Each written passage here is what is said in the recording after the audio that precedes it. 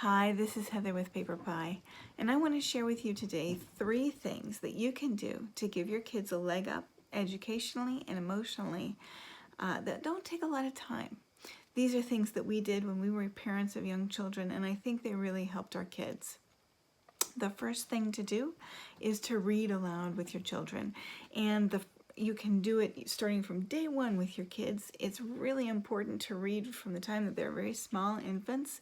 It gives them language and vocabulary, syntax, and most importantly, it gives them a sense of bonding with mom and dad. And especially in evenings, between for 10 to 15 to 20 minutes at night, reading a book or a set of stories to your children will really help them calm down and regulate their emotions and get ready for bed. I'm going to encourage you today to read specifically fairy tales and Aesop's fables. These give a very good foundation for Western culture. And for example, I can't tell you how many times in the past 2 to 3 weeks I have seen a reference in political speak to the emperor has no clothes, or the emperor's new clothes, or things like that. That particular fairy tale, very, very apropos right now.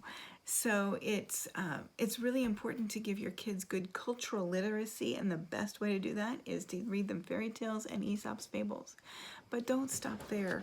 Read rhyming books and fun books like this one, and read books about numbers to give them math literacy too. There's all kinds of different books out there that you can read aloud to your kids.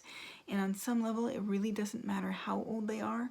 The more you read to them, the better the vocabulary will be, the more they'll be able to regulate themselves emotionally, and most importantly, the better bond they'll have with you. It's hugely important. The next thing I'm going to encourage you to do is to make eye contact with your kids. When they ask you a question, look them in the eye and answer it.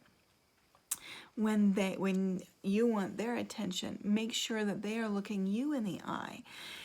This actually helps not develop autism. I know that sounds really strange, but I actually credit that to our older son's developmental prowess when he was younger. Asking him to look me in the eye when I needed him to do something, or if I needed to tell him something or talk to him about something, it was really important to us.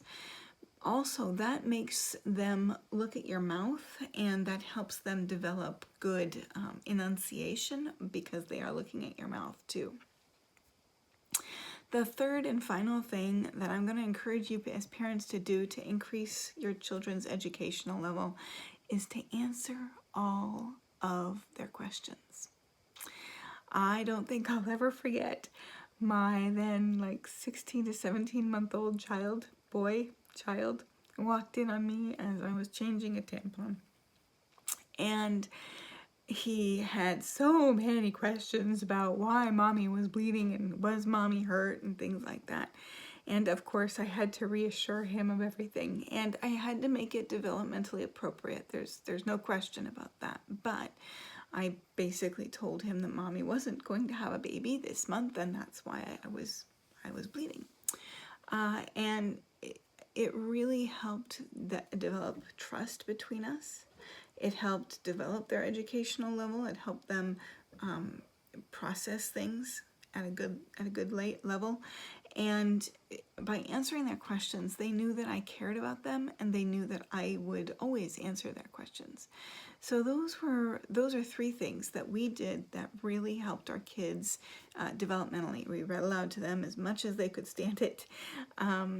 I made sure that we always made eye contact with them. And finally, we answered all of their questions at developmentally age-appropriate level as much as we could. If you have any questions, if you have any tips that you'd like to share with me, feel free to reach out. I'm always happy to hear from you. And thanks for watching.